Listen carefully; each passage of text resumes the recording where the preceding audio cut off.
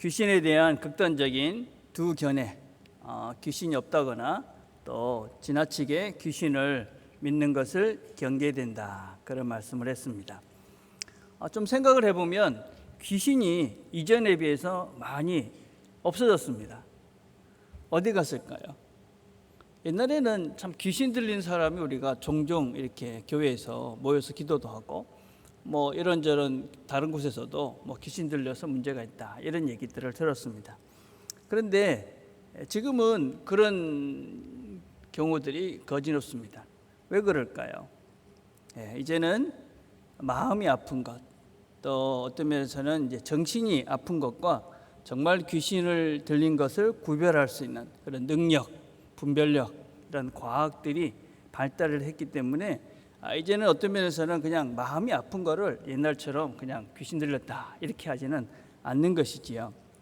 특별히 우리 한국 문화의 이런 그 문화 속에서는 귀신에 대한 이런 잘못된 생각들이 참으로 많이 있습니다.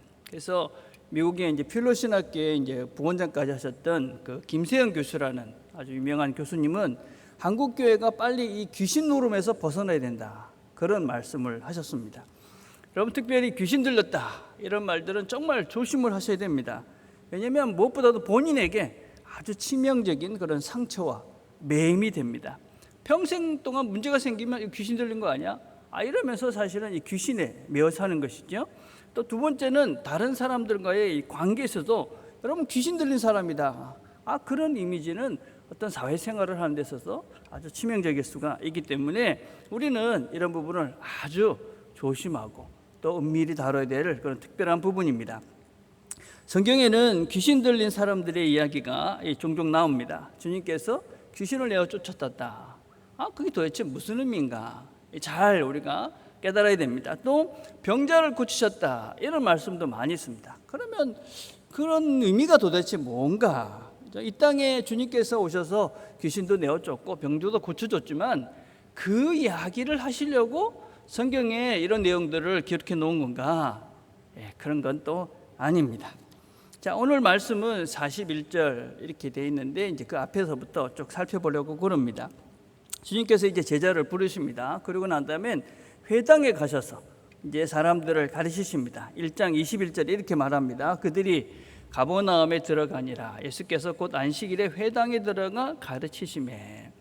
예수님 시대에는 이 예루살렘 성전에서는 제사를 드렸습니다. 번제를 드리면서 그 사람들이 거기서 제사를 드리고 각 동네마다는 회당, 지금같이 이런 예배당 같은 것들이 있었습니다. 그래서 그곳에서 회당장이 있고 이렇게 설교를 하고 말씀을 가리키는 그런 일들을 이제 안식일, 지금으로 주일 같은 날마다 모여서 이렇게 말씀을 가르쳤습니다.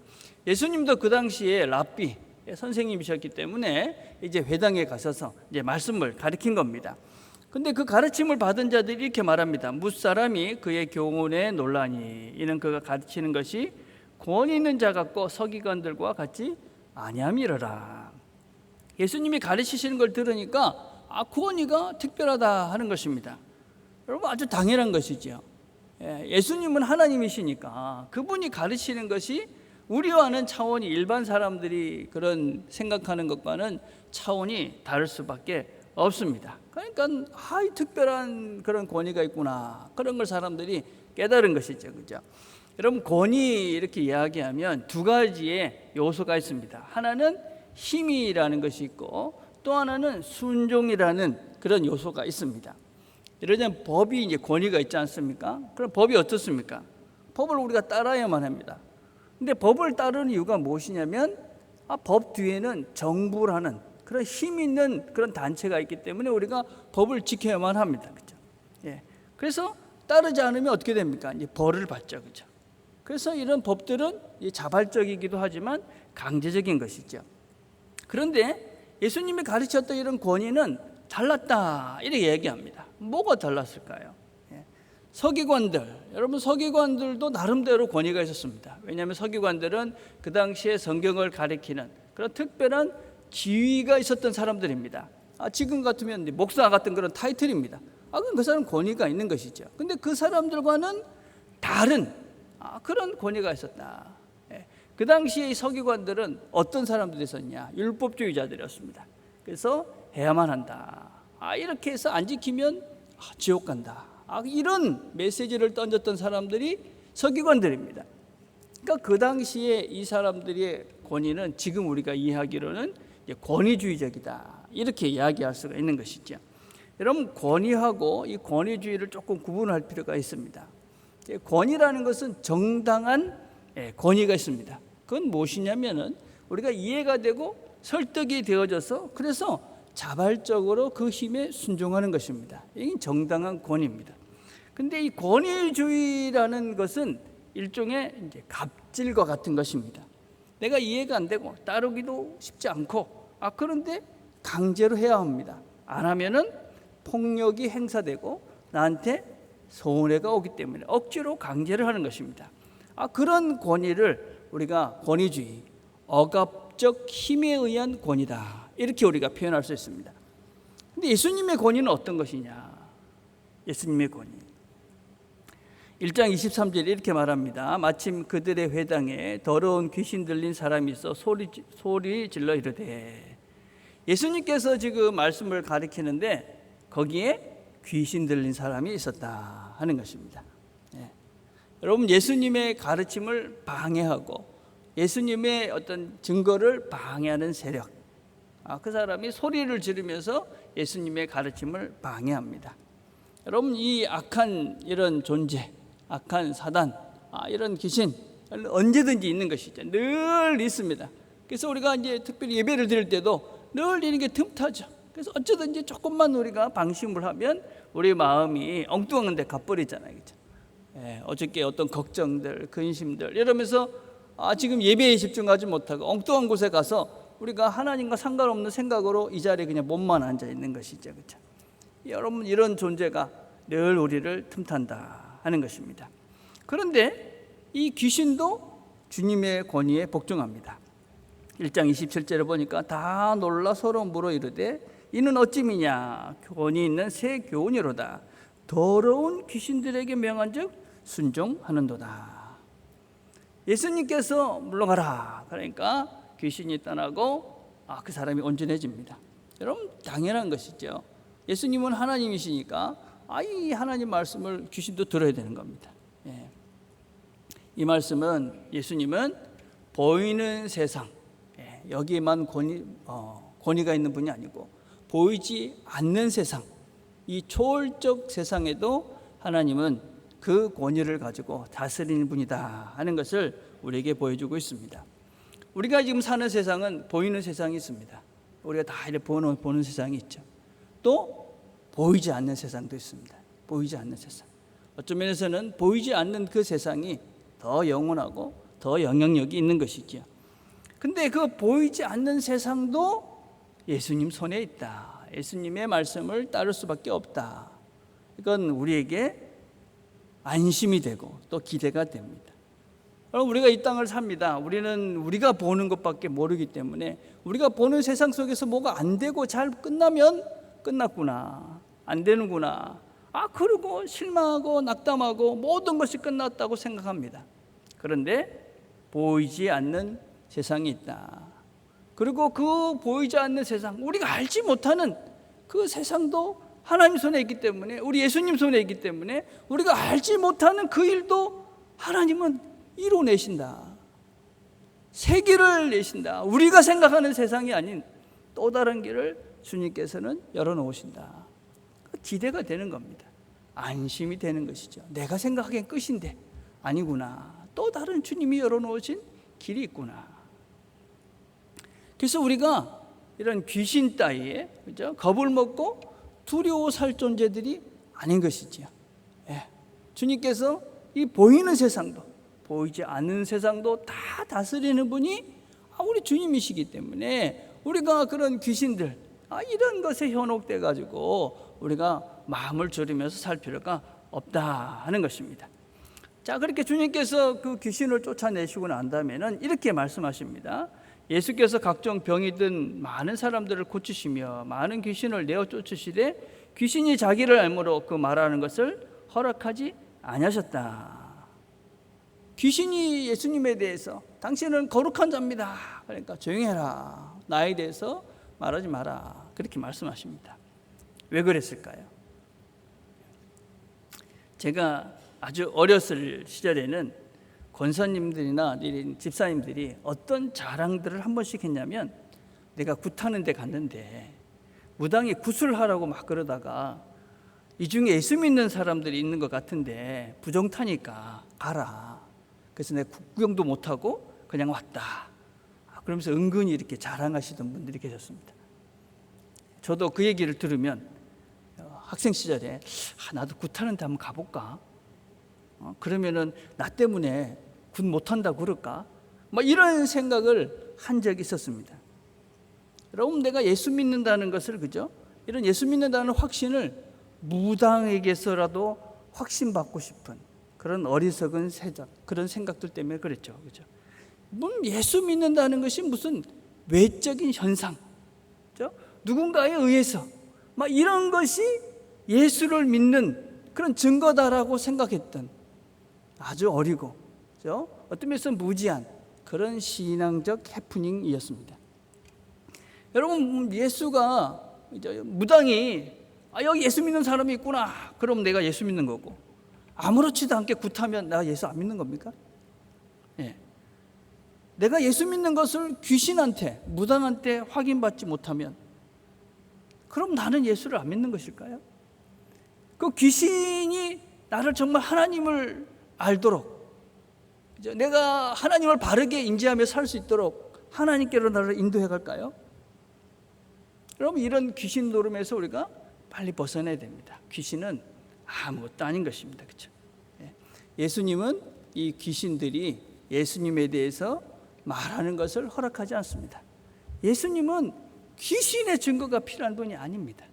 여러분, 우리 자신들은 그런 귀신 따위들이 우리의 존재를 확인시켜 줄 수 있는 그런 사람들이 아닙니다. 여러분. 그래서 우리가 그런 증거가 필요하지 않은 것이지요.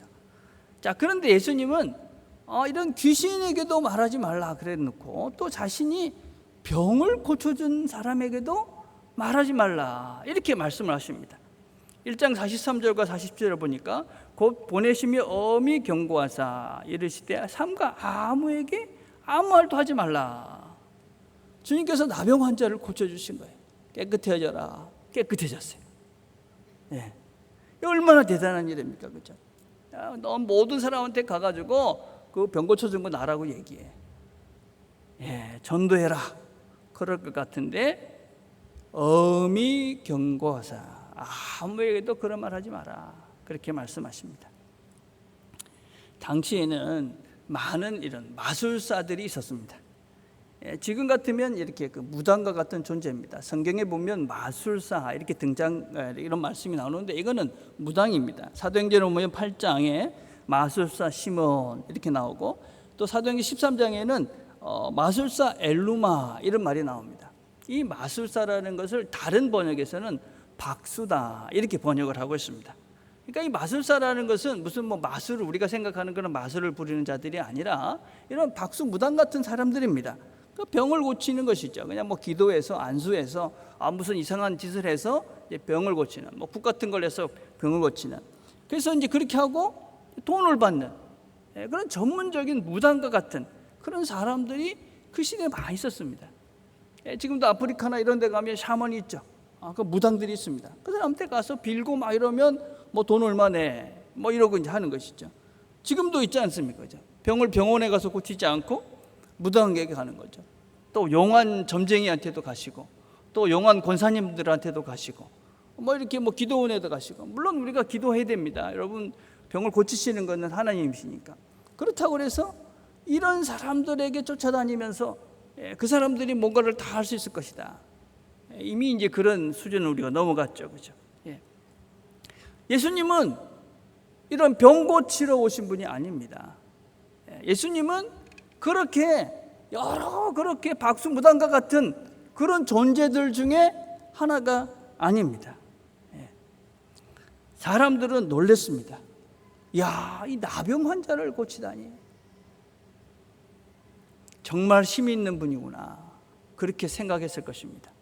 그런데 예수님은 자신의 어떤 권위, 또 자신의 정체성을 이런 이적이나 표적을 통해서 증거해 가지 않습니다.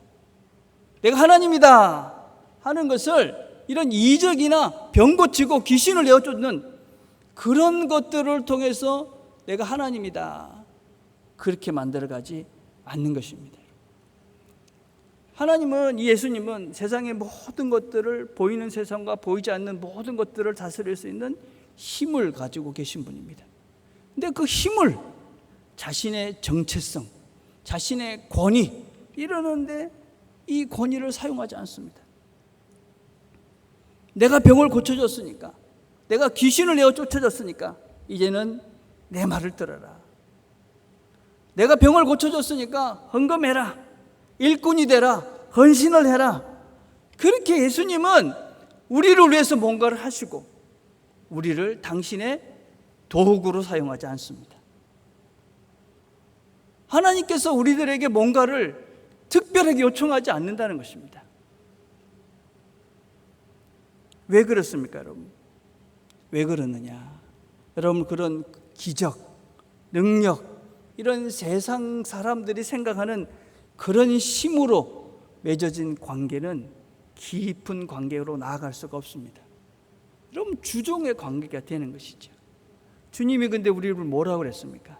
오늘 우리가 어떤 찬송을 했습니까? 나의 친구다. 주님은 나의 친구다. 요한복음 15장 15절에서 주님께서 뭐라고 말씀하시느냐? 너희는 더 이상 종이 아니다. 너는 이제 내 친구다. 주님은 이런 기적들을 통해서 당신을 증명해 가시는 것이 아니라 주님은 우리를 당신의 친구로 부르십니다. 어떻게 친구로 부르시는가? 왜 주님은 그런 기적을 해 가시는가? 어떻게 병자를 고쳐주시는가? 주님의 그런 권위는 무엇인가? 우리는 왜 순종하는가? 우리는 왜 그분의 말씀을 따르는가? 나병 환자가 주님에게 와서 간구합니다. 한 나병 환자가 예수께 와서 꿇어 엎드려 간구하여 이르되 원하시면 저를 깨끗하게 하실 수 있나이다. 그 나병 환자가 많은 사람들을 뚫고 와서 주님 앞에 엎드렸을 때 예수님께서 이렇게 말씀하십니다. 예수께서 불쌍히 여기사 손을 내밀어 그에게 대시며 이르시되 내가 원하노니 깨끗함을 받으라. 불쌍히 여기셔서 그에게 손을 내미십니다. 불쌍히 여긴다. 이 말은 스프랑크니조마이, 긴 말인데 헬라어 말로 이런 말입니다. 이 말은 우리의 내부에 있는 장기를 의미합니다. 그래서 성경에서는 심장, 내장 이런 것들을 표현할 때 쓰는 그 말이 이 단어의 어원입니다. 우리의 가장 깊은 곳, 컴패션, 깊은 공감이다. 주님이 내가 내 마음을 안다. 하나님은 어떤 기적을 통해서 그분과 우리를 관계를 맺는 것이 아닙니다. 내가 네 마음을 안다. 그리고 손을 내밀어서 그에게 손을 대십니다. 여러분, 나병 환자에게 손을 댄다는 것은 그 사람도 이제 부정하게 되는 것입니다. 나병 환자는 멀리 떨어져 있어야 됩니다. 우리는 다 죄인이니까 다 멀리 떨어지는데 그분에게 손을 댑니다.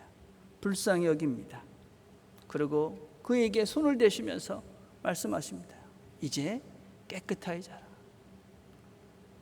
그분에게 손을 대시고 그에게 이런 말씀을 하시는 것은 이제 너는 내 나라 사람이다. 너와 나는 이제 하나다. 그 말씀을 하고 계시는 겁니다.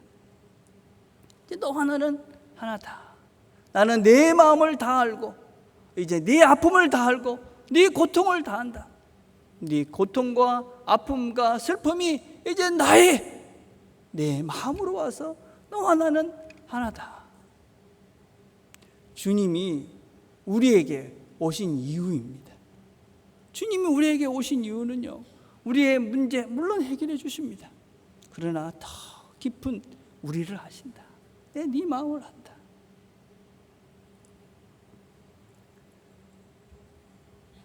주님은 그 사람을 불쌍히 여기십니다. 그리고 그 사람만 생각합니다. 44절에 보니까 가서 내 몸을 제사장에게 보이고 내가 깨끗하게 되었으니 모세가 명한 것을 드려 그들에게 입증하라. 여러분, 그 당시에 이 나병 환자는 모든 면에서 고통 중에 있었습니다. 육체적으로 나병에 걸렸으니까 아주 큰 고통이 있었습니다. 사회적으로는 모든 사람과 분리돼서 살 수밖에 없었습니다. 모든 것에서 분리된 삶을 살았습니다. 그는 예배를 드릴 수가 없었습니다. 제사를 드릴 수가 없었습니다. 그래서 그는 영적으로도 완전히 소외된 상태였습니다. 주님께서 이제 제사장에 가서 제사를 드리고 그리고 온전한 삶을 살아라. 예수님께서 이 땅에 오신 이유입니다. 우리에게 주님께서 원하시는 삶이 무엇이냐? 육체뿐만 아니라 모든 관계에 있어서도 아름다운 삶, 영적으로도 하나님과의 관계에서도 온전한 삶. 그래서 우리 모두가 우리의 전 삶이 온전해지기를 원하시는 것. 그게 그 길을 모든 것에서 온전한 삶을 살기 위해서 그 삶을 보여주기 위해서 오신 것입니다. 사람들은 예수님께서 행하시는 이적과 기적에 집중합니다. 많은 교회들이 이렇게 주님이 행하시는 기적과 이적, 거기에 기적과 이적만 바라보고 사람이 없었습니다. 그런데 주님은 그 사람에게 집중합니다. 그 사람과의 관계가 더 소중한 것입니다. 여러분, 사람들은 우리가 자기 이익을 위해서 사람을 이용하기도 합니다. 배신하기도 합니다. 악하게 하기도 합니다. 그러나 우리 주님은 그럴 이유가 하나도 없는 그런 분입니다. 주님께서 우리를 만드셨습니다. 그리고 우리를 사랑하십니다. 그리고 우리를 영생, 평화, 영원한 그 나라로 이끌어 가십니다. 주님께서 우리에게 십자가를 봐라.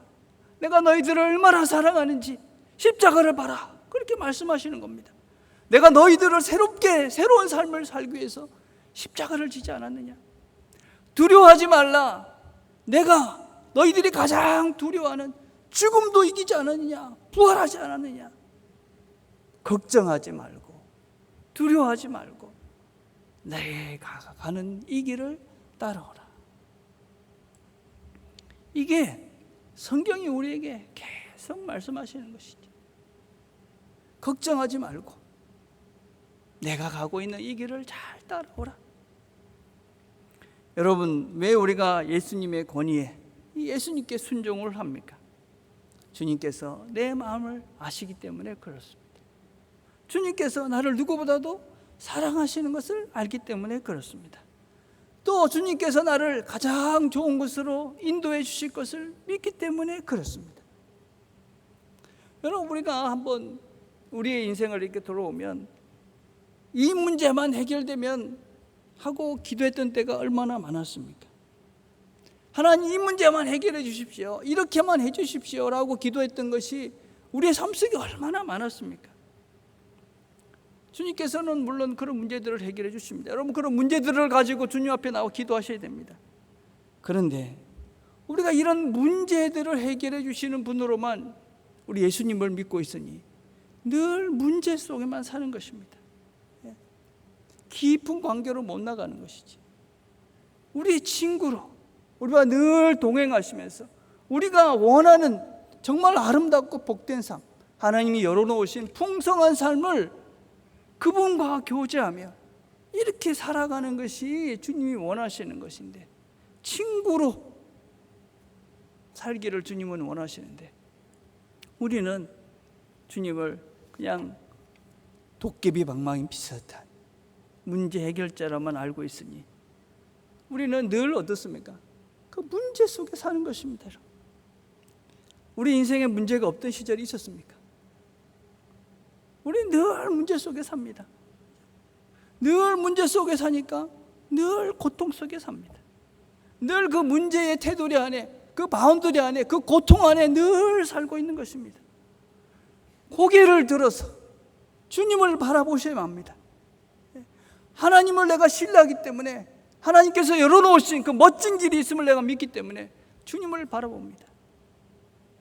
그분께서 나를 멋진 곳으로, 아름다운 삶으로 인도해 가실 것입니다. 그리고 눈을 들어서 그분과 동행하면 그것이 하늘나라가 되는 것입니다. 우리의 문제를 해결하기 위해서 주님을 신뢰하는 것이 아닙니다. 내가 그분을 먼저 신뢰하기 때문에 내가 그분을 순종하며 따라갑니다. 그 예수의 길이, 예수님께서 나를 위해서 열어놓으신 길이 가장 좋은 길임을 내가 믿기 때문에 그분을 따르는 것이죠.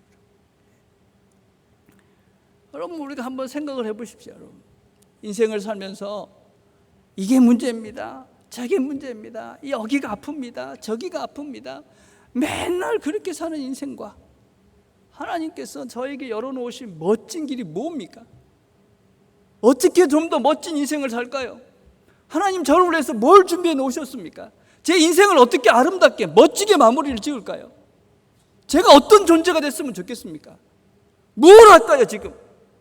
그렇게 사는 인생과 하나님 어떤 인생을 원하실까요? 맨날 하나님 제가 이런 거 잘못했습니다, 저런 거 잘못했습니다. 방향을 바꾸셔야 됩니다. 그런 죄와 우리의 문제, 우리의 고통, 거기서 하나님으로 우리의 시각을 바꾸고, 하나님 내가 어떤 멋진 인생을 살길 기대하십니까? 어떤 삶을 살면 제가 하나님 앞에 섰을 때 멋진 인생으로 설 수 있을까요? 그래서 주님은 기적과 이적을 통해서 그분을 증명하지 않습니다. 내가 너를 한다, 내가 너를 사랑한다, 내가 너에게 가장 좋은 걸 준비해 놨다, 난 너의 친구로 지금 이 길을 함께 가고 있다. 주님께서 우리에게 멋진 길들을 열어놓으셨습니다. 여러분, 문제보다도 훨씬 크신 그분을, 눈을 들어 그분을 보시길 바랍니다. 주님께서 우리에게 열어놓으신 멋진 길은 영생의 길이고 복된 길이고 생명의 길입니다. 우리가 이 땅에서 누구보다도 행복하고 복된 삶을 살 수 있는 그 길입니다. 이 한 주도 그 하나님께서 우리를 그렇게 그 길로 인도해 가실 것입니다. 우리와 동행 가시면서 우리가 멋진 인생을 살 수 있도록 우리를 이끌어 가실 것입니다. 고통과 문제 속에서 함몰되는 것이 아니라 하나님이 열어놓으신 멋진 하늘나라 주님과 함께 하시면서 이 한 주도 기쁨과 평안의 시간들을 보내시는 우리 모두가 되기를 간절히 바라겠습니다. 기도하겠습니다.